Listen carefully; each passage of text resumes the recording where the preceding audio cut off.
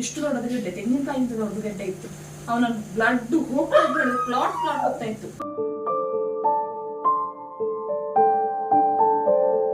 ಲಾಭ ಇಟ್ಕೊಂಡು ಈ ಕೆಲಸ ಮಾಡ್ತಾ ಇದ್ರೆ. ಹೌದು, ಸಿಕ್ಕಾಪಟ್ಟೆ ನಂಗೆ ತುಂಬಾ ಬರ್ತದೆ.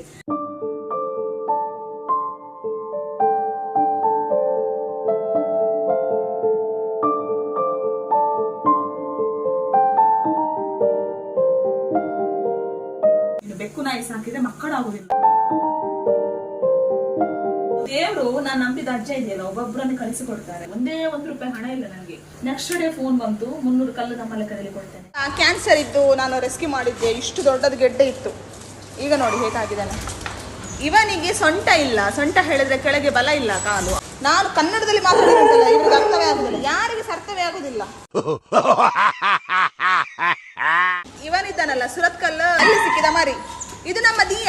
ಇವನಿಗೊಂದು ವೀಲ್ ಚೇರ್ನ ಅಗತ್ಯ ಇದೆ. ಫ್ಯಾನ್ ಹಾಕಿದ್ರೆ ಉಂಟಲ್ಲ, ಫ್ಯಾನ್ ಹಾಕಿ ತೊಳೆದು ಬಿಟ್ರೆ ಒಳ್ಳೆ ಆರಾಮದಲ್ಲಿ ಮಲಗ್ತಾರೆ. ನಿಮ್ಗೆ ಎಷ್ಟು ಕೆಲಸ ಹೇಳಿದ್ರೆ ಹೇಳ್ತೀನಿ. ಇವ್ರು ನಾಯಿಗಳದ್ದು ಅದು ಖುಷಿ ನಂಗೆ. ಬೆಕ್ಕುಗಳದ್ದು ನಾಯಿಗಳದ್ದು ಹೇಳ್ತೀನಿ ನನಗೆ ಭಾರಿ ಖುಷಿ.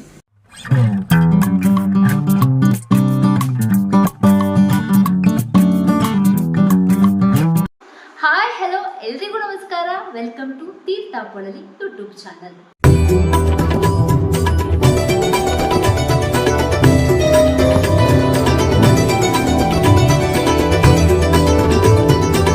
ಸದಾ ಒಂದಲ್ಲ ಒಂದು ರೀತಿಯ ಹೊಸತನಗಳೊಂದಿಗೆ, ವಿಭಿನ್ನತೆಯೊಂದಿಗೆ, ವಿಶೇಷವಾದ ವ್ಯಕ್ತಿ ಹಾಗೂ ವ್ಯಕ್ತಿತ್ವವನ್ನು ಪರಿಚಯಿಸಿಕೊಡುವಂತಹ ಸಣ್ಣ ಪ್ರಯತ್ನವನ್ನ ನಮ್ಮ ಚಾನಲ್ ಮೂಲಕ ನಾವು ಮಾಡ್ತಾ ಇದ್ದೀವಿ.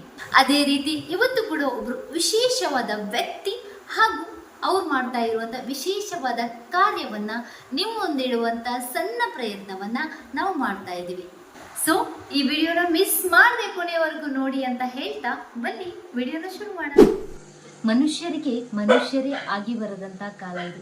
ಇಂಥ ಕಾಲದಲ್ಲೂ ಮೂಕ ಪ್ರಾಣಿಗಳ ಆಶ್ರಯದಾತೆಯಾಗಿ, ಮೂಕ ಪ್ರಾಣಿಗಳ ರಕ್ಷಕಿಯಾಗಿ, ಮೂಕ ಪ್ರಾಣಿಗಳ ಲಾಲನೆ ಪಾಲನೆ ಮಾಡ್ತಾ ಇರುವಂಥ ಒಂದು ವಿಶೇಷ ವ್ಯಕ್ತಿ, ಆಸರೆ ಅನಿಮಲ್ ಟ್ರಸ್ಟ್ನ ನಿರ್ದೇಶಕಿ ಆಗಿರುವಂತಹ ಸಾಕ್ಷಿ ಸುನೀಲ್ ಇವರು ನಮ್ಮ ಜೊತೆ ಇದ್ದಾರೆ. ಮ್ಯಾಮ್ ನಮಸ್ತೆ. ನಮಸ್ತೆ ಮ್ಯಾಮ್, ಸಾಮಾನ್ಯವಾಗಿ ನಾವು ಯಾರ ಹತ್ರ ಆದ್ರೂ ಮಾತಾಡುವಾಗ ಹೇಗಿದ್ದೀರಾ ಅಂತ ಕೇಳ್ತೀವಿ. ನಿಮ್ಮ ಹತ್ರ ನಾನು ಹೇಗಿದ್ದೀರಾ ಅಂತ ಕೇಳೋದಕ್ಕಿಂತ ಎಷ್ಟು ಖುಷಿಯಾಗಿದ್ದೀರಾ, ಯಾಕಂದ್ರೆ ನೀವು ಪ್ರಾಣಿಗಳ ಜೊತೆ ಇದ್ದೀರಾ. ಪ್ರಾಣಿಗಳ ಜೊತೆ ನಿಮ್ಮ ಒಡನಾಟ ದಿನ ಬೆಳಗಾದ್ರೆ ಪ್ರಾಣಿಗಳು, ಈ ಪ್ರಾಣಿಗಳ ಒಡನಾಟದಿಂದ ನೀವು ಎಷ್ಟು ಖುಷಿಯಾಗಿದ್ದೀರಾ? ತುಂಬಾ ಖುಷಿಯಾಗಿದ್ದೀರಾ. ಅಂದ್ರೆ ಇನ್ನೊಂದು, ನಿಮ್ಗೆ ಈ ಆಲೋಚನೆ ಹೇಗ್ ಬಂತು? ಅಂದ್ರೆ ಈ ಪ್ರಾಣಿಗಳನ್ನ ರೆಸ್ಕ್ಯೂ ಮಾಡಬೇಕು, ನೋಡ್ಕೋಬೇಕು ಅನ್ನೋ ಆಲೋಚನೆ ಹೇಗೆ? ನಂಗೆ ಅಟ್ಯಾಚ್ಮೆಂಟ್ಸ್ ಅಂತ ಜಾಸ್ತಿ. ಪ್ರಾಣಿಗಳು ಹೇಳಿದ್ರೆ ನಾಯಿ ಇರ್ಬೋದು, ಬೆಕ್ಕು ಇರ್ಬೋದು, ಅಟ್ಯಾಚ್ಮೆಂಟ್ ಜಾಸ್ತಿ. ಕಾಟಕ್ಕೆ ಸಾಕೋಳಲ್ಲ. ಫಸ್ಟ್ ನಾನು ಯಾವ ತರ ಪ್ರಾಣಿಗಳನ್ನ ನೋಡ್ಕೊಳ್ಬೇಕು, ಅವುಗಳನ್ನ ನಾನು ಕಸ್ಟಡಿ ಯಾವ ತರ ಮಾಡ್ಬೇಕು, ಅವುಗಳಿಗೆ ಎಷ್ಟು ದಿವಸಕ್ಕೊಂದ್ಸಲ ಡಿವಾರ್ಮಿಂಗ್ ಮಾಡಬೇಕು, ಯಾವ ವ್ಯಾಕ್ಸಿನೇಷನ್ ಮಾಡಿಸ್ಬೇಕು, ಸೊ ಇದನ್ನೆಲ್ಲ ತಿಳ್ಕೊಂಡು ಮತ್ತೆ ನಾನು ಆಸರೆ ಅನ್ನುವ ಸಂಸ್ಥೆ ಕಟ್ಟಿದ್ದೆ. ಮ್ಯಾಮ್, ಈ ಸಂಸ್ಥೆ ಶುರುವಾಗಿ ಎಷ್ಟು ವರ್ಷ ಆಯ್ತು? ಆಕ್ಚುಲಿ ನಾನು ಕೆಲಸ ಸ್ಟಾರ್ಟ್ ಮಾಡಿ, ರೆಸ್ಕ್ಯೂ ಮಾಡಿ ಸ್ಟಾರ್ಟ್ ಮಾಡಿ 10 years ಆಯ್ತು. 2015 ಇಂದ ಸ್ಟಾರ್ಟ್ ಮಾಡಿದ್ದು. ಸೊ ರಿಜಿಸ್ಟರ್ ಮಾಡಿ ನಾವು 3.5-4 ವರ್ಷ ಆಗ್ತಾ ಬಂತು. 3.5-4 ವರ್ಷ ಆಗ್ತಾ ಬಂತು. ಇದಕ್ಕೆಲ್ಲ ಫುಡ್ಡು ಇದೆಲ್ಲ ನೀವೇ ರೆಡಿ ಮಾಡಿ? ಹೌದು, ನಾಯಿಗಳಿಗೆಲ್ಲ ನಾವೇ ಕುಕ್ ಮಾಡ್ತೇವೆ. ರೈಸ್ ಒಂದಿದ್ರೆ ಪೆಡಿಗ್ರಿ ಮತ್ತೆ ಹೇಗೆ ಸಹ ಅರೇಂಜ್ ಆಗ್ತದೆ. ಇಲ್ಲ ಮೊಸರನ್ನ ವೀಕ್ಲಿ ಒನ್ಸ್ ಮೊಸರನ್ನ ಹಾಕೋದು. ಬೆಕ್ಕುಗಳಿಗೆ ಕ್ಯಾಟ್ ಫುಡ್, ನಾಯಿಗಳಿಗೆ ನಾನೇ ಬೇಯಿಸ್ತೇನೆ. ಈಗಲೂ ಕೂಡ ನಾನೇ ಬೇಯಿಸಿ ಹಾಕೋದು. ಅಂಜು ಇದ್ದಾರೆ, ಈಗ ಒಂದು 3 ವಾರದಿಂದ ಇದ್ದಾರೆ. ಆದ್ರೆ ಸ್ವಲ್ಪ ನಾನು ಹೆಲ್ಪ್ ಮಾಡ್ಬೇಕು. ಒಂದೇ ಪಾಪ ಅವರಿಗೆ ಒಬ್ಬರಿಗೆ ಆಗೋದಿಲ್ಲ. ಗ್ಯಾಸ್ ಸ್ವಲ್ಪ ಭಯ ಜಾಸ್ತಿ ಆಗಿದೆ. ಹಾಗೆ ಕೆಲವೊಂದ್ಸಲ ಸಿದ್ದು ಸಹ ಹೆಲ್ಪ್ ಮಾಡ್ತಾನೆ. ಅಂದ್ರೆ ಈಗ ಇಲ್ಲೇ ಇದ್ದಾರೆ ನಮ್ಮ ಮನೆಯಲ್ಲೇ, ನಾವು ಒಂದು ರೂಮ್ ತರ ಮಾಡಿಕೊಟ್ಟಿದ್ದೇವೆ, ಇಲ್ಲೇ ಇರ್ತಾರೆ. ಒಂದ್ಸಲ ನಾನು ಸಹ ಹೆಲ್ಪ್ ಮಾಡ್ತೇನೆ. ಸೊ ಇಬ್ರು ಕೂಡ ಶೇರ್ ಮಾಡ್ಕೊಂಡು ಕೆಲಸ ಮಾಡ್ಕೊಂಡು ಹೋಗ್ತಾ ಇದ್ದೇವೆ. ಮ್ಯಾಮ್, ನಿಮ್ಗೆ ಮನೆಯಲ್ಲಿ ಅಂದ್ರೆ ಹಸ್ಬೆಂಡ್ ಮದುವೆ ಆದ್ಮೇಲೆ ಹೆಣ್ಮಕ್ಳು ಹೇಗೆ ಇರ್ಬೇಕು, ಹೀಗೆ ಇರ್ಬೇಕು ಅಂತ ಕೆಲವು ಅಂದ್ರೆ ಅಂದ್ರೆ ನಿಮ್ಗೆ ಯಾವ ತರ ಸಪೋರ್ಟ್ ಇದೆ ನಿಮ್ಮಲ್ಲಿ? ಈ ತರ ನಿಮ್ಮ ಆಸೆ ಇದು, ಕಾಪಾಡ್ಬೇಕು, ಅದನ್ನ ರೆಸ್ಟ್ ಮಾಡೋದು ನಿಮ್ಮ ಆಸೆ ಸಣ್ಣದಿಂದ. ಆದ್ರೆ ಅದಕ್ಕೆ ಸಪೋರ್ಟ್ ಅಂತ ಬೇಕಲ್ವಾ? ಹೇಗೆ ಸಪೋರ್ಟ್ ಮಾಡ್ತಾರೆ ಹಸ್ಬೆಂಡ್ ಮನೆಯವರಾಗ್ಲಿ? ಮನೆಯಲ್ಲಿ ತುಂಬಾ ಸಪೋರ್ಟ್ ಇದ್ದದಕ್ಕೆ ನಾನು ಈಗ 4 ಜನ ನನ್ನ ರೆಕಗ್ನೈಸ್ ಮಾಡುವ ಹಾಗೆ ಆಯ್ತು. ನನ್ನ ಹಸ್ಬೆಂಡ್ ಸಹ ಹಾಗೆ ತುಂಬಾ ಸಪೋರ್ಟ್ ಮಾಡ್ತಾರೆ. ಯಾಕೆ ಹೇಳಿದ್ರೆ ಈಗಲೂ ಕೂಡ ಆಗ ನನಗೆ ಹೇಗೆ ಸಪೋರ್ಟ್ ಮಾಡ್ತಿದ್ರು, ತಿಂಗಳಿಗೆ ನನಗೆ 15,000 ರೂಪಾಯಿ ಹೇಗೆ ಕೊಡ್ತಾ ಇದ್ರು ಫುಡ್ಡಿಗೆ ಅಂತ ಹೇಳಿ, ಆಗ ಎಂತ ಸಪೋರ್ಟ್ ಬರ್ತಾ ಇರಲಿಲ್ಲ. ಈಗ ಸಹ ನನಗೆ ಕೊಡ್ತಾರೆ. ಅವ್ರು ಕ್ಯಾಟ್ ಫುಡ್ಡಿಗೆ ಅಂತ ಹೇಳಿ 15,000 ಅವರ ಲೆಕ್ಕದಲ್ಲಿ ನನಗೆ ಕೊಡ್ತಾರೆ. ಸೊ ಅವರ ಪೇಮೆಂಟ್, ತಿಂಗಳ ಪೇಮೆಂಟ್ ಏನ್ ಬರ್ತದೆ ಅದರಲ್ಲಿ ನನ್ನ ಆಸರೆಗೆ, ನನ್ನ ಮಕ್ಕಳಿಗೆ ಅಂತ ಹೇಳಿ ಈಗ ಸಹ ಕೊಡ್ತಾರೆ ಅವರು. ಅವರ ಸಪೋರ್ಟ್ ಇಲ್ಲದಿದ್ರೆ ನಾನು ಅಷ್ಟು ಕಟ್ಟಲಿಕ್ಕೂ ಸಾಧ್ಯ ಇಲ್ಲ, ಇಷ್ಟು ಶೆಲ್ಟರ್ ಮಾಡ್ಲಿಕ್ಕೂ ಸಾಧ್ಯ ಇಲ್ಲ. ಯಾಕೆ ಹೇಳಿದ್ರೆ ಇದು ಮಾಮನ ಜಾಗ. ಗಂಡ ಯೂಶುವಲಿ ಹೆಂಡತಿಗೆ ಸಪೋರ್ಟ್ ಮಾಡಲೇಬೇಕು, ಅತ್ತೆ ಸಹ ನನಗೆ ಸಪೋರ್ಟ್ ಮಾಡ್ತಾರೆ. ಅವರೇ ಹೇಳಿದ್ದು, ಸರಿ ಒಂದು 20 ಸೆನ್ಸ್ ಜಾಗದಲ್ಲಿ ನಿನ್ನದೊಂದು ಶೆಲ್ಟರ್ ಮಾಡಬೇಕು. ಈಗ 20 ಬಿಟ್ಟು 40 ಸೆನ್ಸ್ಗಳಲ್ಲಿ ಶೆಲ್ಟರ್ ಆಗಿದೆ, ಕಟ್ಟ ಹೋಗ್ತಾ ಇದ್ದೇನೆ. ಯಾಕೆ ಹೇಳಿದ್ರೆ ಈಗ ನಾನು ಪಪ್ಪೀಸ್ ಮತ್ತೆ ಕ್ಯಾಟ್ಸ್ ಕಿಟನ್ಸ್ ಎಲ್ಲ ಒಟ್ಟಿಗೆ ಹಾಕುದು ಮೊದಲು ಹಾಕ್ತಾ ಇದ್ದೆ, ಒಟ್ಟಿಗೆ ಇತ್ತು. ನನ್ಗೇನೋ ಅವು ಜಾಗ ಸ್ವಲ್ಪ ಕಂಜೆಸ್ಟ್, ನನ್ಗೇನೋ ಜಾಗ ಕಂಜೆಸ್ಟ್ ಇಡ್ತಾರೆ ಆ ತರ. ಸೊ ಅವುಗಳಿಗೆ ಬೆಕ್ಕುಗಳಿಗೆ ಅಂತ ಹೇಳಿ ಸಪರೇಟ್ ಮಾಡ್ಬೇಕಂತ ಹೇಳಿ ಒಂದು ವರ್ಷ ಸಾಗಿಲ್ಲ, ರೀಸೆಂಟ್ ಆಗಿ ಮಾಡಿರೋದು ಕ್ಯಾಟ್ ಶೆಲ್ಟರ್ ನಾನು. ಸೊ ಮಾಡುವಾಗ ಸಾಗೆ ಅಂದ್ರೆ ನಾವು ಹೇಗೆ ಆರಾಮದಲ್ಲಿ ನಮ್ಗೊಂದು ಟಿವಿ ನೋಡ್ಕೊಂಡು ಕುತ್ಕೊಳ್ಬೇಕು, ಫ್ಯಾನ್ ಅಲ್ಲಿ ಇರ್ಬೇಕು, ಆ ತರ ಇರ್ತೇವೆ. ಹಾಗೆ ಅವುಗಳಿಗೂ ಕೂಡ ಆರಾಮದಲ್ಲಿ ಎಲ್ಲಿ ಬೇಕಾದ್ರೂ ಮಲಗಬೇಕು. ಈಗ ಚಳಿ ಬಂದಾಗ ಅವರು ಬಟ್ಟೆ ಇರ್ಬೇಕು, ಆ ತರ. ಸೆಕೆ ಆದಾಗ ಮೇಲೆ ಸ್ಲ್ಯಾಮ್ ತರ ಮಾಡಿದ್ದೇನೆ, ಅಲ್ಲಿ ಮಲಗಬೇಕು. ಹಾಗೆ ಮಲಗ್ತಾ ಇರ್ತಾರೆ, ಆರಾಮದಲ್ಲಿ ತಿರುಗಾಡ್ತಾ ಇರ್ತಾರೆ, ಬೇಕಾದ ವ್ಯವಸ್ಥೆ ಮಾಡಿದ್ದೇನೆ. ಮತ್ತೆ ಮರದ್ದೊಂದು ಈ ತರ ಇಟ್ಟಿದ್ದೇನೆ ಈಗ ಸದ್ಯಕ್ಕೆ. ಲಾಸ್ಟ್ ಟೈಮ್ ನಾನು ಮರದ್ದೊಂದು ಸಿಮೆಂಟ್ ತರ ಮಾಡಿ ಎಲ್ಲ ಮಾಡುವಂತ ಅನ್ಕೊಂಡದ್ದು. ಅದಕ್ಕೊಂದು ಸುಮಾರು 35,000 ಖರ್ಚಾಗ್ತದೆ ಹೇಳಿದ್ರು, 35,000-55,000. ಅಂದ್ರೆ ಅಷ್ಟು ಕೆಲಸ ಇತ್ತು ಅದರಲ್ಲಿ, ಕಬ್ಬಿಣ ಎಲ್ಲ ಹಾಕಿ ಮಾಡಬೇಕು. ಆಮೇಲೆ ನಾನು ಅನ್ಕೊಂಡೆ ಬೇಡ, ಅಷ್ಟು ಖರ್ಚು ಮಾಡೋದಕ್ಕಿಂತ ಆ ಹಣದಲ್ಲಿ ನಾನು ಕೇಳಿದ್ರೆ ಖಂಡಿತವಾಗಿ ಯಾರು ಸಹಾಯ ಮಾಡ್ತಾರೆ. ಆ ಹಣದಲ್ಲಿ ನಾನು ಇವ್ರಿಗೆ ಫುಡ್ ಎಲ್ಲ ತರ್ಬೋದಲ್ಲ ಅಂತ ಹೇಳಿ ಮತ್ತೆ ಸುಮ್ಮನೆ. ಮತ್ತೆ ನಮ್ಮ ಆಸರದ ಕಾಂಪೌಂಡ್ ಸಹ ಕೆಲಸ ಆಗ್ತಿತ್ತು. ಈಗ ಸದ್ಯಕ್ಕೆ ನಿಲ್ಲಿಸಿಟ್ಟಿದ್ದೇವೆ, ಯಾಕೆ ಹೇಳಿದ್ರೆ ಫಂಡ್ ಪ್ರಾಬ್ಲಮ್. ಅದಕ್ಕೆ ಲೋನ್ ಮಾಡಿದ್ದೇವೆ, ಅದು ಲೋನ್ ಸಹ ನಾವು ಕಟ್ಕೊಂಡು ಹೋಗ್ಬೇಕಲ್ಲ, ಹಾಗೆ ಅರ್ಧಕ್ಕೆ ನಿಲ್ಲಿಸಿದ್ದೇವೆ ಕೆಲಸ ಈಗ.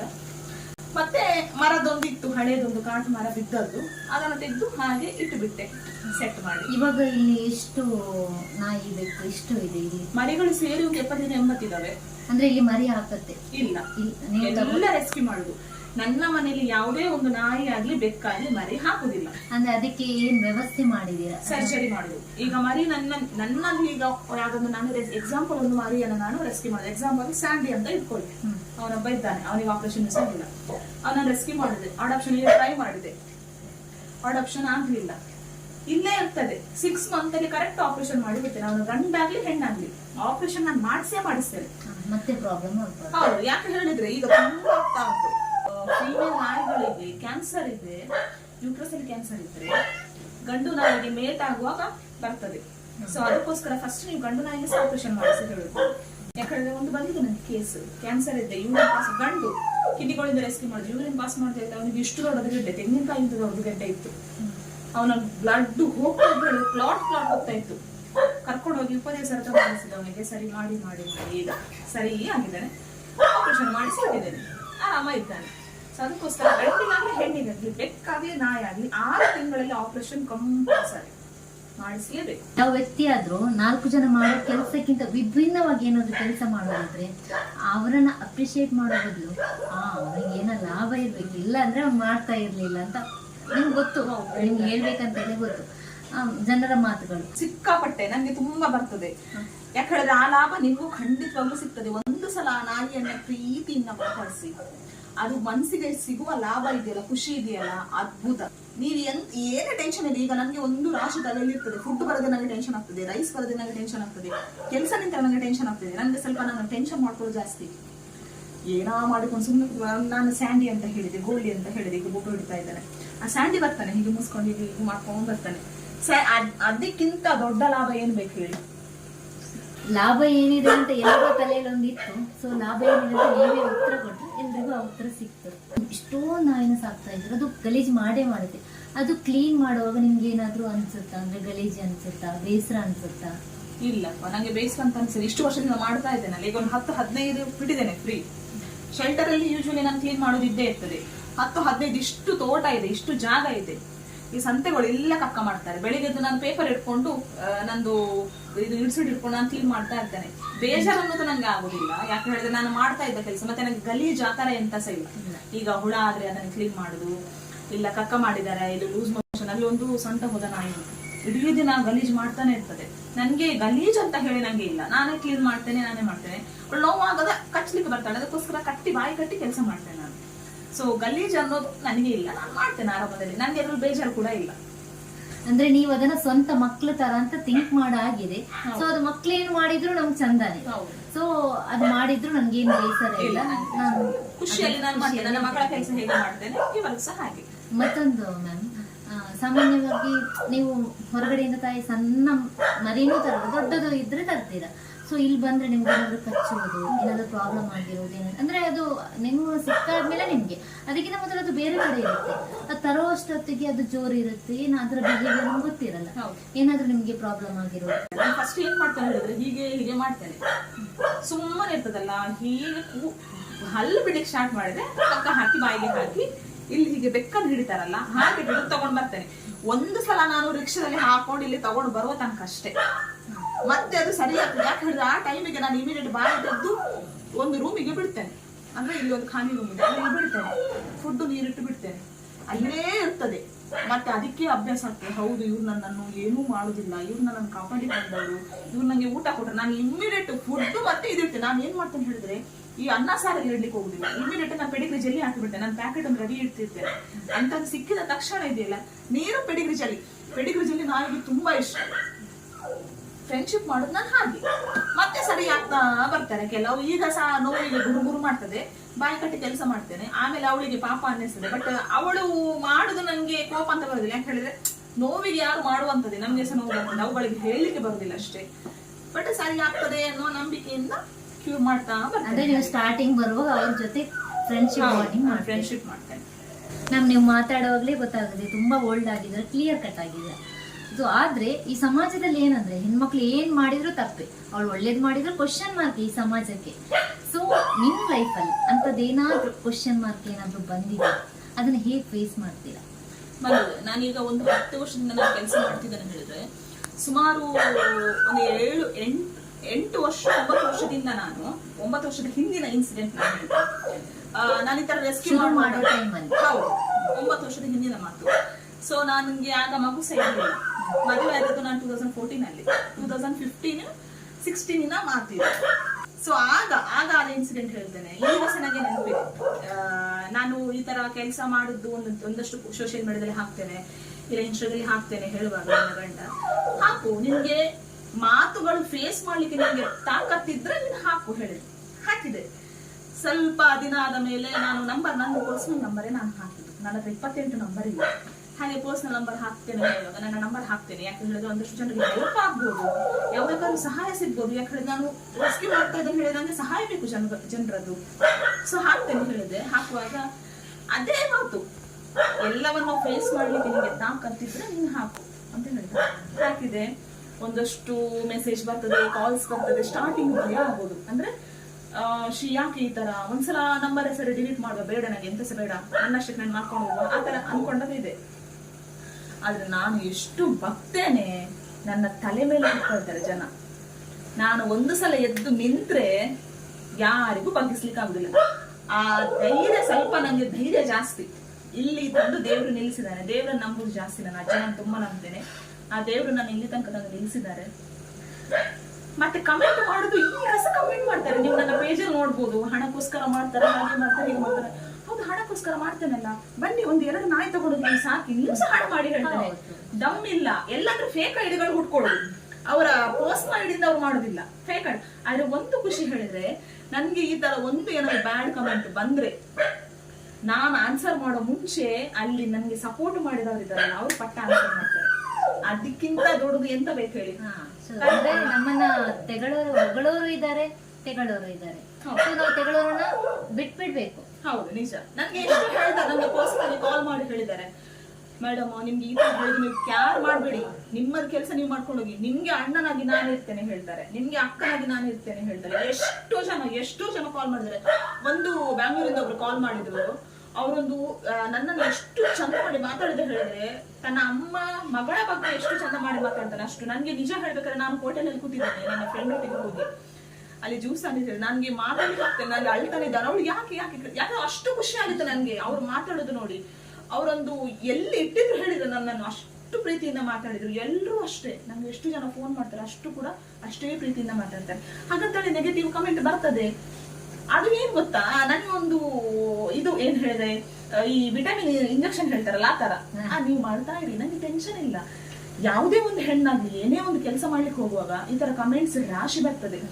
ಅವಳ ಮೈಂಡ್ ಇಷ್ಟೇ ಇಟ್ಕೊಂಡಿರ್ಬೇಕು, ತನ್ನ ಮನೆಯವ್ರೊಳಗೆ ಸಪೋರ್ಟ್ ಮಾಡ್ತಾರ, ಊರಿನವ್ರು ಬಿಡಿ ಮಾರ ಮೂಲೆಗೆ ಬಿಸಾಡಿ ತೊಂದ್ರೆ ಇಲ್ಲ, ಊರಿನವ್ರು ನೀವು ಹೇಗಿದ್ರು ಹೇಳ್ತಾರೆ, ನೀವು ಸೀರೆ ಉಟ್ಕೊಂಡು ಹೋದ್ರು ಹೇಳ್ತಾರೆ, ನೀವು ಶಾರ್ಟ್ಸ್ ಹಾಕೊಂಡು ಹೋದ್ರು ಹೇಳ್ತಾರೆ, ನೀವು ಪ್ಯಾಂಟ್ ಶರ್ಟ್ ಹಾಕೊಂಡು ಹೋದ್ರು ಹೇಳ್ತಾರೆ. ಹೇಳೋರ್ಗೊಂದು ವಿಷಯ ಬೇಕು ಅಷ್ಟೇ, ಹೇಗಿದ್ರು ಹೇಳ್ತಾರೆ. ನೀವು ಅವ್ರ ಹತ್ರ ಮಾತಾಡಿದ್ರು ಹೇಳ್ತಾರೆ. ಜನಗಳಿಗೆ ಏನ್ ಅವರಿಗೆ ಮಾತಾಡೋದೇ ಕೆಲಸ, ಮಾತಾಡ್ಲಿ ಬಿಡಿ, ನಮ್ಮಷ್ಟಕ್ಕೆ ನಾವು ಕೆಲಸ ಮಾಡ್ಕೊಂಡು ಹೋಗುವ. ನನ್ನ ಪಾಲಿಸಿ ಹಾಗೆ. ಅಂದ್ರೆ ನೀವ್ ಹೇಳಿದ್ರೆ 2 ನಾಯಿನ ತಗೊಂಡೋಗಿ ಸಾಕ್ಲಿ, 2 ನಾಯಿನ ತಗೊಂಡೋಗಿ ಸಾಕೋದ್ ಬೇಡ, ಬೀದಿಲಿ ಒಂದ್ ಸ್ವಲ್ಪ ಬೀದಿ ನಾಯಿ ಇದೆಯಲ್ವಾ, ಅದಕ್ಕೆ ಸ್ವಲ್ಪ ಬಿಸ್ಕಿಟ್ ಒಂದ್ ವಾರ ಬಿಸ್ಕಿಟ್ ಹಾಕಿ ನೋಡ್ಲಿ, ಅವ್ರಿಗೆ ಎಷ್ಟು ಕಷ್ಟ ಆಗುತ್ತೆ, ಎಷ್ಟು ಗೊತ್ತಾಗ್ತದೆ, ಡೈಲಿ ಬಂದು ಎಷ್ಟು ಲಾಭ ಬರ್ತದೆ, ಎಷ್ಟು ಹಣ ಬರ್ತದೆ, ಆಗ ಅವ್ರಿಗೆ ಗೊತ್ತಾಗ್ತದೆ. ಅಲ್ಲಲ್ಲ, ನಿಮ್ಗೆ ಲಾಭ ಬರ್ಲಿ ನಷ್ಟ ಬರ್ಲಿ ಅದು ನಮ್ಗೆ ಲೆಕ್ಕ ಅಲ್ಲ. ನಾವಿವತ್ತು ಹೊರಗಡೆ ನೋಡಿದೀವಲ್ಲ ಇಷ್ಟು ನಾಯಿಗಳಿವೆ, ನೋಡಿ ನಮ್ಗೆ ಎಲ್ಲಿಗಾದ್ರೂ ಹೊರಗಡೆ ಹೋಗ್ಬೇಕು, ದಿನ ಇಲ್ಲಿ ಅಡಿಗೆ ಮಾಡ್, ಲಾಭ ಬಂದ್ರೆ ಬರ್ತದಾ ಬರೋದಿಲ್ವಾ ಅದು ನಮ್ಗೆ ಗೊತ್ತಿಲ್ಲ, ಅದು ನಮ್ಗೆ ಲೆಕ್ಕನೂ ಬೇಡ. ಒಂದು ನೀವು ದಿನ ಅಡಿಗೆ ಮಾಡ್ಬೇಕು, ಎಲ್ಲೂ ಹೋಗೋಕ್ಕಿಲ್ಲ, ಈ ಕೆಲಸ ಮಾಡ್ಬೇಕು, ಇದು ನಿಮ್ಗೆ ಏನಾದ್ರು ಅಗತ್ಯನಾ? ನೀವು ಎಜುಕೇಶನ್ ಇದೆ, ಹೊರಗಡೆ ಹೋದ್ರೆ ಅದಕ್ಕಿಂತ ಜಾಸ್ತಿ ದುಡಿಬಹುದು, ನಿಮ್ಗೆ ಇದು ಅಗತ್ಯನಾ? ಇಲ್ಲ ಅಲ್ವಾ? ಅಲ್ಲ, ನಾವು ನಮ್ಮ ಕಣ್ಣಿನ ನೋಡಿದಾಗ ನಮ್ಗೆ ಅನ್ಸೋದಾಗೆ ಇದು ಅಗತ್ಯ ಇಲ್ಲ. ದಿನ ಬೆಳಗ್ಗೆ ಎದ್ದು ಅದಕ್ಕೆ ಫುಡ್ ರೆಡಿ ಮಾಡಬೇಕು, ಅದರ ಗಲೀಜು ಮಾಡಿದನ್ನ ತೆಗಿಬೇಕು, ಅದೇನು ಅಗತ್ಯನಿಲ್ಲ. ಬೆಳಗ್ಗೆ ಅಡಿಗೆ ಮಾಡಿ ಮಗಳನ್ನ ಇದು ರೆಡಿ ಮಾಡಿ ನೀವು ಕೆಲ್ಸಕ್ಕೆ ಹೋಗ್ಬೋದು, ಅದಕ್ಕಿಂತ ಜಾಸ್ತಿ ದುಡ್ಡು ತರ್ಬೋದು, ಅಗತ್ಯ ಇಲ್ಲ. ನಿಮ್ಮ ಖುಷಿಗೋಸ್ಕರ ಇದನ್ನ ಮಾಡ್ತಾ ಇದ್ದೀರಾ, ನೀವು ಮಾಡ್ತಾ ಇರಿ ಮೇಡಮ್, ಯಾರು ಏನಂದ್ರೂ ಪರವಾಗಿಲ್ಲ, ನೀವು ಅದನ್ನ ಕೆಲಸ ನಿಮ್ಗೆ ಏನ್ ಇಷ್ಟ ಅದನ್ನ ಮಾಡ್ತಾ ಇರಿ. ಅದೇ ನಾನು ನನ್ನ ಗಂಡ ಸಹ ಹೇಳ್ತಾರೆ, ನನ್ನ ಮಗಳು ಸಹ ಅವಳಿಗೆ ಸ್ವಲ್ಪ ನನ್ನ ಬುದ್ಧಿ ಹಠ ಮಾಡಿ ಸ್ವಲ್ಪ ಜಾಸ್ತಿ, ನನ್ಗೆ ಮಾಡ್ಬೇಕು ಹೇಳಿದ್ರೆ ನಂಗೆ ಮಾಡ್ಲೇಬೇಕು. ಶೆಲ್ಟರ್ ಮಾಡುವಾಗ ಅಷ್ಟೇ, ನೀವು ನಂಬಿಕಿಲ್ಲ, ಶೆಲ್ಟರ್ ಕೆಳಗಿನ ನಾನು ಹೇಳಿದೆ ನಾಯಿಗಳ ಶೆಲ್ಟರ್ ಮಾಡಿದಂತ ₹1 ನಂತರ ಹಣ ಇಲ್ಲ, ಒಂದೇ ₹1 ಹಣ ಇಲ್ಲ ನನಗೆ. ನನ್ನ ಫ್ರೆಂಡ್ ಒಬ್ರು ಹೇಳಿದ್ರು, JCB ಒಂದು ಲೆವೆಲ್ ಮಾಡು ತುಳುವಲ್ಲಿ ಹೇಳಿದ್ರು, JCB ಅಂತ ಲೆವೆಲ್ ಮಲ್ಪುಗ ಬೊಕ್ಕ ತೂಕ ಅಂತ ಅವರ ಬಾಯಿಯಿಂದಲೇ ಹೇಳಿ ಬಂದು JCB ಅಂದ್ರು ಲೆವೆಲ್ ಮಾಡಿದ್ರು. ಇವತ್ತು ಈ JCB ನನ್ನದು ಲೆಕ್ಕದಲ್ಲಿ ಹೇಳಿದ್ರು 3 ವರ್ಷ ಏನಾಯ್ತು, ಅದು ಕೂಡ ನಂತರ ಹಣ ಇರ್ಲಿಲ್ಲ. ಆಮೇಲೆ ನಾನು ಹೇಳಿದೆ, ಎಂಚಿನ್ ಯಾವ ಬೇರೆ ಅಜ್ಜ ಉಳ್ಳೇರಿಯ ಬೊಕ್ಕದಾದೆ ಹೇಳಿದ್ರು. ನಂತರ ಅವ್ರಿಗೆ ಗೊತ್ತುಂಟ ನನ್ನ ಅಜ್ಜ ನಾನು ನಂಬ್ತೇನೆ ಅಂತ. ನೆಕ್ಸ್ಟ್ ಡೇ ಫೋನ್ ಬಂತು, 300 ಕಲ್ಲು ನಮ್ಮ ಲೆಕ್ಕದಲ್ಲಿ ಕೊಡ್ತೇನೆ. ನೆಕ್ಸ್ಟ್ ಒಬ್ರು 100 kg 100 ಬ್ಯಾಗ್ಸ್ ಸಿಮೆಂಟ್ ಕೊಟ್ಟಿದ್ದಾರೆ. ಹಾಗೆ ಒಂದೊಂದೇ ಬರ್ತದೆ. ಶೀಟ್ ಕೆಲಸಕ್ಕೆ ಮಾತ್ರ ನಮ್ಗೆ ಸಿಗ್ಲಿಲ್ಲ, ಹಾಗೆ ನಾನು ಗೋಲ್ಡ್ ಇಟ್ಟು ಶೀಟ್ ಮಾಡಿದ ಕೆಲಸ ಹಾಗೆ. ಆದ್ರೆ ನಿಮ್ಮ ಓನ್ ಗೋಲ್ಡ್ ಇಟ್ಟು, ಹೌದು, ಅದು ನಮ್ಗೆ ಸತ್ತಾಗ ನಾವು ತಗೊಂಡು ಹೋಗುದಿಲ್ಲ, ಗೋಲ್ಡ್ ಇರುದೇ ನಂಗೆ ಇದಕ್ಕೆಲ್ಲ, ಮತ್ತೆ ನಂಗೆ ಹಾಕೊಂಡು ತಿರುಗುವ ಆಸೆ ನಂಗಿಲ್ಲ. ಹಾಗಾಗಿ ಇಟ್ಟೆ, ಅದು ಕಷ್ಟ ಕಾಲಕ್ಕೆ ಬೇಕಂತ ಗೊತ್ತಿದ್ದವ್ರಿಗೆ ಯಾರಿಗೆ ಗೊತ್ತಾಗ್ಬೇಕು, ಗಂಡನಿಗೆ ಗೊತ್ತಾಗ್ಬಿಟ್ಟಿದ್ದೇನೆ ಅಂತ ಹೇಳಿ ಹೇಳಿದೆ. ಅದು ನಿಧಾನಕ್ಕೆ ಬಿಡಿಸ್ಕೊಳ್ಳೋ ತೊಂದರೆ ಇಲ್ಲ, ಅವರಿಗೆ ಫಸ್ಟ್ ಆಫ್ ಆಲ್ ಆಸೆ ಇಲ್ಲ ಬಂಗಾರದಲ್ಲಿ. ಇಟ್ಟು ಶೀಟ್ ಒಂದು ಹಾಕಿದೆ ಹೇಗೆ, ಮತ್ತೆ ಹೇಗೆ ಪ್ಲಾಸ್ಟಿಂಗ್ ಅಂತ ಅರ್ಧ ಪ್ಲಾಸ್ಟಿಂಗ್ ಬ್ಯಾಕ್ ಸೈಡ್ ಪೆಂಡಿಂಗ್ ಉಂಟು, ತೊಂದ್ರೆ ಇಲ್ಲ, ಮುಂದೆ ಚಂದ ಕಾಣ್ತಾ ಉಂಟಾ, ಒಳಗೆ ಅವರಿಗೆ ಕುತ್ಕೊಳ್ಳಿ ಜಾಗ ಉಂಟಾ, ಮೇಲೆಯಿಂದ ನೀರು ಬೀಳುದಿಲ್ವಾ, ಅಷ್ಟು ಸಾಕು. ಫ್ಯಾನ್ ತಿರುಗ್ತದ, ಲೈಟ್ ಸ್ವಿಚ್ ಎಲ್ಲ ಉಂಟಾ, ಸಾಕು, ಎಷ್ಟಿದ್ರೆ ಆಯ್ತು ನನ್ಗೆ. ಹಾಗೆ ಹೇಗೆ ಸಹ ಕಷ್ಟಪಟ್ಟು ಮಾಡಿದೆ. ದೇವರು ಇಲ್ಲಿ ತನಕ ಇಟ್ಟಿದ್ದಾರೆ. ನನ್ಗೆ ಅಂತ ಹೇಳಿದ್ರೆ ಫುಡ್ಗೆ ಎಂತಕ್ಕೆ ಸಹ ನನಗೆ ಕಮ್ಮಿ ಮಾಡುದಿಲ್ಲ. ಯಾರಾದ್ರೂ ಒಬ್ರು ನನಗೆ ಕಳಿಸಿ ಕೊಡ್ತಾರೆ ಫುಡ್, ಕ್ಯಾಟ್ ಫುಡ್ ಆಗಿರ್ಬೋದು, ಡಾಗ್ ಫುಡ್ ಅದಕ್ಕೆ ಸಹ ಕಮೆಂಟ್ ಬರ್ತದೆ, ಕ್ಯಾಟ್ ಫುಡ್ಗೆ ನೀವು ನಿಯಮ ಯಾಕೆ ಯೂಸ್ ಮಾಡ್ತೀರಾ, ರೇಷನ್ ಅಕ್ಕಿ ಸಿಗ್ತದಲ್ಲ ಅದನ್ನ ಹಾಕ್ಬೋದಲ್ಲ. ಕರ್ಡ್ ರೈಸ್ ನಾನು ಹಾಕಿದ್ದೇನೆ, ಕರ್ಡ್ ರೈಸ್ ಹಾಕಿ ಹೀಗೆ ನೋಡ್ತಾರೆ ನನ್ನ, ನೀನೆ ತಿನ್ನು ಬಾ ಹೇಳ್ತಾರೆ ನನ್ನ ಬೆಕ್ಕುಗಳು. ಅವ್ರಿಗಂದ್ರೆ ಆತರ ಹಾಕಿ ಇಟ್ಟಿದ್ದೇನೆ. ಈಗ ನೋಡಿ ನಾನು ಮಶ್ರೂಮ್ ತಿಂತೇನೆ, ಮಶ್ರೂಮ್ ಒಳ್ಳೆ ಮಾಡಿ ಫ್ರೈ ಮಾಡಿ ನನ್ಗೆ ಹೇಗೆ ಬೇಕು. ನಾನು ದಿನಾಲು ಮೊಸರಾಂತ ತಿಂತೇನಾ? ಇಲ್ಲ, ನಾನು ಉಪ್ಪಿನಕಾಯಿ ಹಾಕಿ ಗಂಜಿ ಊಟ ಮಾಡ್ತೇನೆ. ನಿಜವಾಗಿ ನನಗೆ ಉಪ್ಪಿನಕಾಯಿ ಗಂಜಿ ತುಂಬಾ ಇಷ್ಟ, ದಿನಾಲು ತಿಂದ್ರೆ ನಂಗೆ ಸಹ ಬೋರ್ ಆಗುದಿಲ್ಲ. ಹಾಗಿರುವಾಗ ನಾನು ಮಶ್ರೂಮ್ ತಿನ್ನುವಾಗ ಅವರಿಗೆ ನಾನು ಕ್ಯಾಟ್ ಫುಡ್ ಹಾಕೋದು ದೊಡ್ಡ ವಿಷಯವ, ಹಾಕ್ಬೇಕಲ್ಲ. ಸೊ ಹಾಗೆ ನನ್ನ ಮನಸ್ಸು. ಸೊ ಅವರಿಗೆ ನಾನು ಮಿಯಾವ ಯೂಸ್ ಮಾಡ್ತೇನೆ, ಇಲ್ಲ ವಿಸ್ಕಾಸ್. ನಾನು ಪ್ಯೂರ್ ಪೆಟ್ ಯೂಸ್ ಮಾಡೋದಿಲ್ಲ. ರೂಲ್ಸ್ ನಾನು ಯಾವಾಗ್ಲೂ ಒಂದ್ಸಲ ಅದು ಮಿಕ್ಸ್ ಮಾಡಿ ಹಾಕ್ತೇನೆ, ಕೆಲವರು ಯಾರಾದ್ರೂ ರೂಲ್ಸ್ ಕೊಟ್ರೆ. ಬಟ್ ಪ್ಯೂರ್ ಪೆಟ್ ನಾನು ಯೂಸೇ ಮಾಡುದಿಲ್ಲ, ಅದು ಚೀಪರ್ ಫುಡ್, ಕಮ್ಮಿಗೆ ಸಿಗ್ತದೆ, ನಾನು ಯೂಸ್ ಮಾಡುದೇ ಇಲ್ಲ. ನಾನ್ ಹೇಗೆ ತಿಂತೇನೆ ಅವ್ರು ಸಾರಾಮಲ್ಲಿ ಹಾಗೆ ತಿನ್ಬೇಕಂತ ನನ್ನ ಆಸೆ. ಎಲ್ಲ ವಿಷಯನ ಎಕ್ಸ್ಪ್ಲೇನ್ ಮಾಡೋಕ್ಕಾಗಲ್ಲ, ಅಂದ್ರೆ ಅನುಭವವೇ ಸತ್ಯ. ಅಂದ್ರೆ ನಮ್ಗೆ ಏನು ಅನುಭವ ಆಗುತ್ತೆ ಅದು ನಮ್ಗೆ ಮಾತ್ರ ಗೊತ್ತಾಗುತ್ತೆ. ಸೊ ಈ ಥರ ಒಂದು ಒಳ್ಳೆ ಕೆಲಸ ಮಾಡ್ತಾ ಇದ್ದೀರಾ. ನಿಮ್ಮ ಲೈಫಲ್ಲಿ ನಿಮ್ಮ ಅರಿವಿಗೆ ಬಂದಿರುವಂಥದ್ದು ಏನಾದರೂ ನಿಮ್ಗೆ ಫೀಲ್ ಆಗಿದೆಯಾ? ಅಂದ್ರೆ ನಿಮ್ಮ ಅನುಭವ ಒಳ್ಳೆ ವಿಷಯ ಆಗಿದೆ, ಖಂಡಿತ ಆಗಿದೆ. ನನ್ಗೆ ಮದುವೆ ಆಗಿ 6 ವರ್ಷ ಆದ ಮೇಲೆ ನನಗೆ ಮಗಳಾದದ್ದು, ಅದು ನನ್ಗೆ ಒಂದು ಒಳ್ಳೇದಾಗಿದೆ. ಪ್ರಾಣಿಗಳನ್ನ ನಾನು ರಕ್ಷಣೆ ಮಾಡ್ಲಿಕ್ಕೆ ಹೋಗಿ ನನ್ಗೆ ಒಳ್ಳೇದಾಗಿದೆ, ನನ್ನ ಮಗಳು ನನಗೆ ಸಿಕ್ಕಿದ್ದು. ಹಾಗೆ ಅಂದ್ರೆ ತುಂಬಾ ಜನ ಹೇಳ್ತಾ ಇದ್ರು, ಒಂದು ಪೂಜೆ ಟೈಮ್ ಅಲ್ಲಿ ನೀನು, ನನ್ಗೆ 6 ವರ್ಷ ತನಕ ನನಗೆ ಮಗು ಇರ್ಲಿಲ್ಲ. ಸೊ ಹಾಗೆ ನಮ್ಮ ರಿಲೇಷನ್ ಅವರೊಬ್ರು ಹೇಳಿದ್ರು, ನೀನು ಬೆಕ್ಕು ನಾಯಿ ಸಾಕಿದ್ರೆ ಮಕ್ಕಳಾಗುದಿಲ್ಲ ಅಂತೆ, ದೊಡ್ಡವರು ಹೇಳ್ತಾರೆ ಅಂತ ಪೂಜೆ ಟೈಮಲ್ಲಿ ಹೇಳಿದ್ರು. ಅದೇ ಟೈಮಲ್ಲಿ ಅವ್ರಿಗೆ ನಾನು ಆನ್ಸರ್ ನನ್ಗೆ ಪಟ್ಟ ಬರ್ತದೆ ಬಾಯಲ್ಲಿ, ಬೆಕ್ಕು ನಾಯಿ ಸಾಕಿಯೇ ಮಗು ಆಗುದಾದ್ರೆ ಹಾಗೆ ಮಗುವೇ ಬೇಡ ನನ್ಗೆ. ಯಾಕೆ ಹೇಳಿದ್ರೆ ಬೆಕ್ಕನ್ನು ಬಿಟ್ಟು ನಂಗೆ, ನಾಯಿಯನ್ನು ಬಿಟ್ಟು ನಂಗೆ ಮಗು ಆದ್ರೆ ನಂಗೆ ಬೇಡ. ಕೊಡ್ತಾನ ದೇವ್ರು, ಅವ್ರೊಟ್ಟಿಗೆ ನಂಗೆ ಕೊಡ್ಲಿ, ಖುಷಿಯಿಂದ ನೋಡ್ಕೊಳ್ತೇನೆ. ಇಬ್ರನ್ಸ ಆ ಮಕ್ಕಳನ್ಸ ನೋಡ್ತೇನೆ, ಇವ್ರನ್ಸ ನೋಡ್ತೇನೆ ಹೇಳಿದೆ. ಸೊ ಹಾಗೆ ದೇವ್ರು ನನ್ಗೆ ಮಗಳನ್ನು ಕೊಟ್ಟಿದ್ದಾರೆ. ಹಾಗೆ ದೇವರು ಇಷ್ಟು ಒಳ್ಳೇದು ಮಾಡಿದ್ದಾರೆ. ಇಷ್ಟು ನಾಯಿಗಳನ್ನ 1-2 ಇದ್ದಲ್ಲಿ ಈಗ 75-80 ನಾಯಿಗಳನ್ನ ನೋಡುವ ಶಕ್ತಿ ಕೊಟ್ಟಿದ್ದಾರೆ. ಸುಮಾರು 40-45-50 ಬೆಕ್ಕುಗಳಿದ್ದಾವೆ. ಸ್ಟಾರ್ಟಿಂಗ್ ಒಂದು ಸುಮಾರು 3 ವರ್ಷದಿಂದ ನಾವು ಸರ್ಜರಿ ಕ್ಯಾಂಪ್ಸ್ ಮಾಡ್ತಾ ಇದ್ದೇವೆ. ಮಧ್ವರಾಜ್ ಅನಿಮಲ್ ಕೇರ್ ಟ್ರಸ್ಟ್ ನಮಗೆ ನಾಯಿಗಳಿಗೆ ಸಪೋರ್ಟ್ ಮಾಡ್ತಾ ಇದೆ ಸರ್ಜರಿ ಮಾಡ್ಲಿಕ್ಕೆ. ಬೆಕ್ಕುಗಳಿಗೆ ಈ ಸರಿಯಿಂದ ನಾವು ಮಾಡ್ತೀವಿ. ಅದಕ್ಕೆ ಕೂಡ ಒಬ್ರು ಒಳ್ಳೆ ಡೋನರ್ ಸಿಕ್ಕಿದ್ದಾರೆ. ಈರ್ನೊಟ್ಟು ಗ್ಯಾನ್ ಇಲ್ಲ ಅಂತ ಹೇಳಿಕೊಂಡು ಸಪೋರ್ಟ್ ಮಾಡ್ತಾರೆ. ಕ್ಯಾಂಪ್ ಆಗೋಗ್ಲೂ ಅಷ್ಟೇ ನಮ್ಗೆ ಫುಡ್ಡಿನ ವ್ಯವಸ್ಥೆ ಕೂಡ ಒಬ್ರು ಆತ್ಮೀಯರೊಬ್ರು ಮಾಡ್ತಾರೆ. ಸರ್ಜರಿ ಕ್ಯಾಂಪ್ಗೆ ಒಬ್ರು ಸಪೋರ್ಟ್ ಮಾಡ್ತಾರೆ. ಸೊ ದೇವರು ನಾನು ನಂಬಿದ ಅಜ್ಜ ಇದೆಯಲ್ಲ ಒಬ್ಬೊಬ್ಬರನ್ನು ಕಳಿಸಿಕೊಡ್ತಾರೆ. ಹಾಗೆ ಮತ್ತೆ ನನ್ನ ಕೊರಗಜ್ಜ ಹೌದು. ಸೊ ನನ್ನ ಈಗ ಕೆಲವರಿಗೆ ನನ್ನ ಕೆಲಸ ನೋಡಿ ಸ್ಟಾರ್ಟಿಂಗ್ ಅಲ್ಲಿ ಗಿರೆಗಾಲ ಬೇಲೇಜಿ ಎಂಚಿನ ಈದ್ ನಾಯಿ ಅಂತ ಹೇಳಿದವರು ನಾಯಿನ ರೆಸ್ಕ್ಯೂ ಮಾಡಿ ಸಾಕ್ತಾ ಇದ್ದಾರೆ. ಅದಕ್ಕಿಂತ ದೊಡ್ಡದು ಒಳ್ಳೆದಿಂದ ನೋಡಿ ನನ್ಗೆ ಬೈದವರು ನನ್ನ ಪರಿಚಯದ ನನ್ನ ಫ್ರೆಂಡ್ ಒಬ್ರು, ನೀವೆಂತ ಮಾರೇಶ್ ನಾಯಿನ ಸಾಕ ಎಂತ ಕೆಲಸ ಇಲ್ಲ ಅಂತ ಹೇಳಿ ಬೈದವ್ರು ನನಗೆ ಸ್ಟಾರ್ಟಿಂಗ್ ಅಲ್ಲಿ. ಈಗ ಅವರು 3 ನಾಯಿ 3 ಹಸುಗಳನ್ನ ಇಟ್ಕೊಂಡು ಸಾಕ್ತಾ ಇದ್ದಾರೆ. ಅದಕ್ಕಿಂತ ದೊಡ್ಡದು ಎಂತ ಬೇಕು ಉದ್ಧಾರ ಆಗ್ಲಿಕ್ಕೆ? ನಿಮ್ಮಿಂದಾಗಿ ಅವ್ರು ಮಾಡ್ತಾ ಇದ್ದಾರೆ. ಅದಕ್ಕಿಂತ ಒಳ್ಳೆ ಕೆಲಸ ಬೇರೆ ಏನಿಲ್ಲ. ಬದಲಾವಣೆ ಆಗಿದೆ ನನಗೆ. ನಾನು ಅದೇ ನನ್ನ ಈಗ ನೀವು ನಾನು ಬರುವಾಗ ನನ್ನ ಫ್ರೆಂಡ್ ಒಬ್ಳು ನಿಶ್ಮಾ ಅಂತ ಹೇಳಿದೆ ನಾನು, ಅವಳಿಗೆ ನಾಯಿ ಬೆಕ್ಕು ಹೇಳಿದ್ರೆ ಎಷ್ಟು ಭಯ ಹೇಳಿದ್ರೆ ಅವಳು ಅಲ್ಲಿಂದ ನನ್ನ ಹಿಡ್ಕೊಂಡೇ ಬರುದು, ಅಷ್ಟು ಭಯ. ಈಗ ಅವಳು ಬೆಕ್ಕುಗಳು ನಾಯಿಗಳು ಆರಾಮಾದಲ್ಲಿ ತಿರ್ತಾ ಇದ್ದಾರೆ ಹೇಳಿದ್ರೆ ಅವಳಿಗೆ ಭಯ ಹೋಗಿದೆ. ಅದೇ ಹೇಳಿದ್ದು, ನೀನು ನನ್ನ ಸೇರಿದ್ರು ಉಂಟಲ್ಲ, ನೀನು ನನ್ನ ಹಾಗೆ ಆಗ್ಬೇಕು ಅಂತ ಅವಳಾಗಿದ್ದಾಳೆ. ನೆಕ್ಸ್ಟ್ ನಮ್ದು ಸರ್ಜರಿ ಕ್ಯಾಂಪ್ಸ್ ಎಲ್ಲ ಇದ್ದಾಗ ಉಂಟಲ್ಲ, ಎಷ್ಟು ಮಕ್ಕಳು ಅವಳು ಬರ್ತಾಳೆ. ರಂಜಿತ್ ಅಂತ ಒಂದು ಹುಡುಗಿ ಬರ್ತದೆ, ಎಲ್ಲ ಮ್ಯಾನೇಜ್ ಮಾಡ್ತಾರೆ. ಸ್ವಾತಿ ಅಂತ ಬರ್ತದೆ, ಸ್ವಸ್ತಿಕ್ ಅಂತ ಬರ್ತಾರೆ, ಲಿಖಿತ್ ಅಂತ ಬರ್ತಾರೆ, ಎಲ್ಲ ಸೋನಲ್ ಎಲ್ಲ ಮ್ಯಾನೇಜ್ ಮಾಡ್ಕೊಂಡು ಹೋಗ್ತಾರೆ. ಅದಕ್ಕಿಂತ ಖುಷಿ ಬೇರೆ ಏನಿಲ್ಲ. ಎಲ್ಲ ಬರ್ತಾರೆ, ಎಲ್ಲ ಬಂದು ನಂಗೆ ಸಪೋರ್ಟ್ ಮಾಡಿ ಹೋಗ್ತಾರೆ. ಸ್ಯಾಟರ್ಡೆ ಸಂಡೇ ಇರ್ತದೆ 2 ದಿವಸ ಕ್ಯಾಂಪ್. ಬಂದು ನಂಗೆ ಎಲ್ಲ ಸೆಟ್ ಮಾಡಿ ಕೊಟ್ಟು ನಾನು ಮಾಡ್ತೇನೆ ಅಂತ ಹೇಳ್ಕೊಂಡು ಎಲ್ಲ ಮಾಡ್ತಾರೆ. ಅದ್ರಷ್ಟು ಖುಷಿ ಬೇರೆ ಏನಿಲ್ಲ. ಅದ್ರಷ್ಟು ಒಳ್ಳೇದು ಇನ್ನೇನು ಬೇಡ, ಅಷ್ಟು ಒಳ್ಳೇದಾಗಿದೆ ಅಲ್ಲ. ಸ್ಟಾರ್ಟಿಂಗ್ ಅಲ್ಲಿ ರೆಸ್ಕ್ಯೂ ಇತ್ತು. ಈಗ 2-3 ವರ್ಷದಿಂದ ನಾವು ವರ್ಷದಲ್ಲಿ 3 ಸಲ ಕ್ಯಾಂಪ್ ಮಾಡ್ತಾ ಇದ್ದೇವೆ ಡೋನರ್ನ ಹೆಲ್ಪ್ ಇಂದ. ದೇವ್ರು ಅಷ್ಟು ನಮ್ಗೆ ಕಳಿಸ್ಕೊಂಡು ಹೋಗಿದ್ದಾನೆ, ಅದು ಒಳ್ಳೇದಿದೆ. ನಿಮ್ಮ ಏಜಿನ ಹುಡುಗಿಯರಂದ್ರೆ ಈಗ ನಾವು ನೋಡಿರ್ತೀವಿ, ಹೊರಗಡೆ ಸುತ್ತಾಡೋದು, ಪಾರ್ಟಿ ಮಾಡೋದು, ಇದೆಲ್ಲ ಇರುತ್ತೆ. ಸೊ ಆ ತರ ಅವರ ಎಂಜಾಯ್ಮೆಂಟ್. ಸೊ ನಿಮ್ಗೆ ಹೇಗೆ ಈ ತರ ಇದ್ರಲ್ಲೇ ಖುಷಿ ಕಾಣ್ಬೇಕು, ಇದೇ ನನ್ನ ಎಂಜಾಯ್ಮೆಂಟ್ ಅಂತ ನಿಮ್ಗೆ ಹೇಗೆ ಆ ಸಣ್ಣ ವಯಸ್ಸಲ್ಲಿ ಅದು ಆ ಥಾಟ್ ಬಂತು? ಇಲ್ಲ, ಆಕ್ಚುಲಿ ನನಗೆ ಹೇಳಿದ್ರೆ ನಂಗೆ ಈ ಪಾರ್ಟೀಸ್ ಪಬ್ಸ್ ಅದೆಲ್ಲ ನಂಗೆ ಸ್ವಲ್ಪ ದೂರವೇ. ನಾನು ಅದರಲ್ಲೆಲ್ಲ ನನಗೆ ಇಂಟ್ರೆಸ್ಟ್ ಸಹ ಇಲ್ಲ. ಮತ್ತೆ ನನ್ನ ಮನಸ್ಸಿಗೆ ಹೇಗೆ ಖುಷಿ ಕೊಡ್ತದೆ ಹೇಳಿದ್ರೆ ಇವುಗಳಿಂದ ನನಗೆ ಖುಷಿ ಸಿಗ್ತದೆ. ಇವರಿಂದ ನಾನಂದ್ರೆ ಈಗ ನಾನೊಂದು ಬೀಚ್ಗೆ ಎಕ್ಸಾಂಪಲ್, ನಾನೀಗ ಬೀಚಿಗೆ ಹೋದದ್ದು ಅನ್ಕೊಳ್ಳಿ. ಅಲ್ಲಿ ಒಂದು ನಾಯಿ ಮರಿ ಹತ್ತದ್ದು ಇಲ್ಲ ಬೆಕ್ಕಿನ ಮರಿ ಹತ್ತದ್ದು ನನ್ಗೆ ಕಿವಿಗೆ ಕೇಳಿಸಿದ್ರೆ ನನ್ಗೆ ಅದು ಕರ್ಕೊಂಡು ಬರ್ಲೇಬೇಕು, ಅದು ತಗೊಂಡು ಬರ್ಲೇಬೇಕು ನನ್ಗೆ. ಇಲ್ಲ ನಂಗೆ ಇಲ್ಲಿ ಟೆನ್ಷನ್ ಆಗಿ ನಂಗೆ ನಿದ್ದೆ ಸಹ ಬರೋದಿಲ್ಲ. ಒಂದ್ ದಿವಸ ಹಾಗೆ ಮಾರ್ಕೆಟ್ ಅಲ್ಲಿ ಬೇಕು ನನ್ಗೆ ಹೇಳಿದ್ರೆ ನಾನು ತಗೊಂಡು ಹೋಗಿ ಏನ್ ಮಾಡ್ಲಿ, ಆಗ ಸ್ಟಾರ್ಟಿಂಗ್ ಅಲ್ಲಿ ಏನ್ ಮಾಡ್ಲಿ ಬಿಟ್ಟು ಬಂದಿದೆ. ನೆಕ್ಸ್ಟ್ ಡೇ ಬೆಳಿಗ್ಗೆ 7 ಗಂಟೆಗೆ ಎದ್ದು ಹೋಗಿದೆ ನಾನು ಕರ್ಕೊಂಡು ತಗೊಂಡ್ ಬರ್ಲಿಕ್ಕೆ.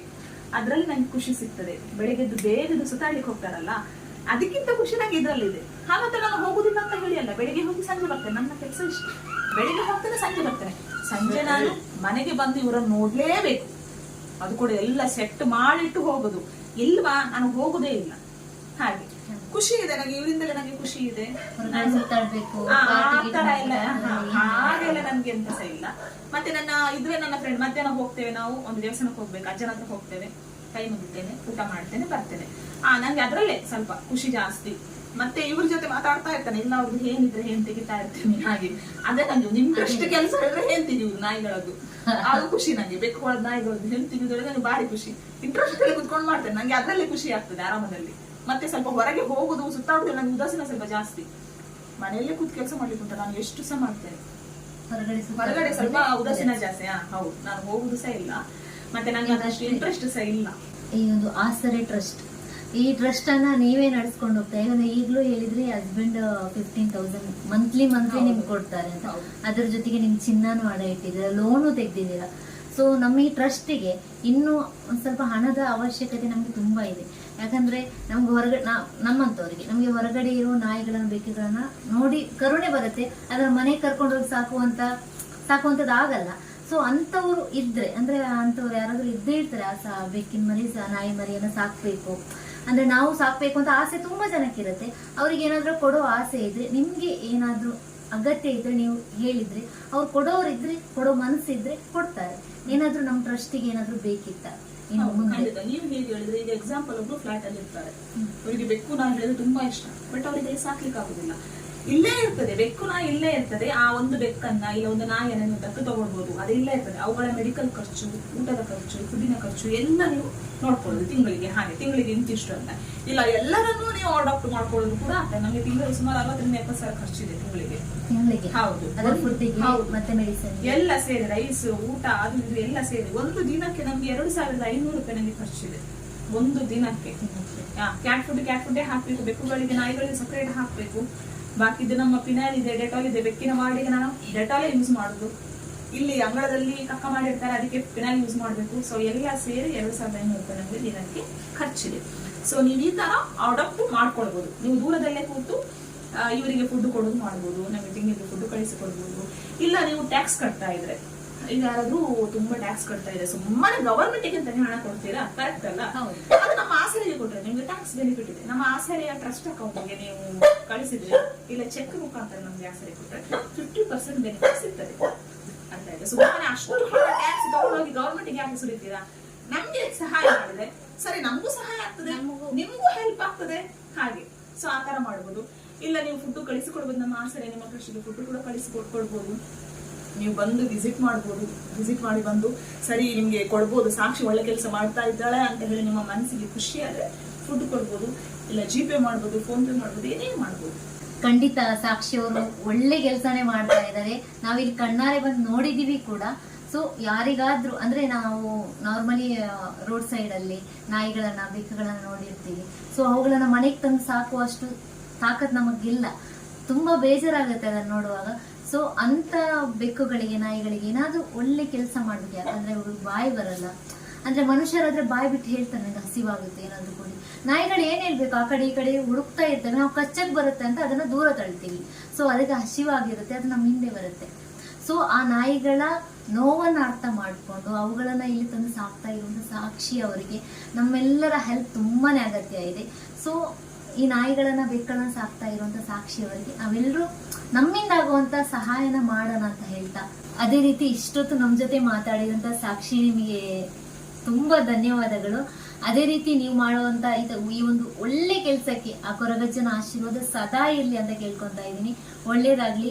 ಇನ್ನೂ ಕೂಡ ಇಲ್ಲಿ ದಾನಿಗಳು ಜಾಸ್ತಿಯಾಗಿ ತುಂಬಾ ನಾಯಿ, ಬೆಕ್ಕುಗಳು ಇಲ್ಲಿ ಆಸರೆ ಪಡೆಯುವಂತಾಗ್ಲಿ, ಆಸರೆ ಟ್ರಸ್ಟ್ ಇನ್ನೂ ಕೂಡ ಎತ್ತರಕ್ಕೆ ಇರ್ಲಿ ಅಂತ ನನ್ನ ಆಶೆ. Thank you so much. ಇಷ್ಟೊತ್ತು ನಿಮ್ಮ ಟೈಮ್ ಅನ್ನ ನಮ್ಮ ಆಸರೆಗೆ ಕೊಟ್ಟದಕ್ಕೆ ಥ್ಯಾಂಕ್ ಯು ಸೋ ಮಚ್. ತುಂಬಾ ದೂರದಿಂದ ಬಂದಿದ್ದೀರಾ ಪಾಪ. ಎಷ್ಟು ಟೈಮಿಗೆ 8 ಗಂಟೆ ಆಯ್ತು, ಇನ್ನು ಹೋಗ್ಲಿಕ್ಕೆ ತುಂಬಾ ದೂರ ಇದೆ ನಿಮ್ಗೆ. So thank you so much, ನೀವು ನಿಮ್ಮ ಟೈಮ್ನ ನಮ್ಮ ಆಸರೆ ಜೊತೆ ಕೊಟ್ಟದಕ್ಕೆ. ಹಾಗೆ ನಿಮ್ಮ ಯೂಟ್ಯೂಬ್ ಚಾನಲ್ ನಮ್ಮ ಆಸರೆ ತನಕ ಬಂದಿದೆ. Thank you so much.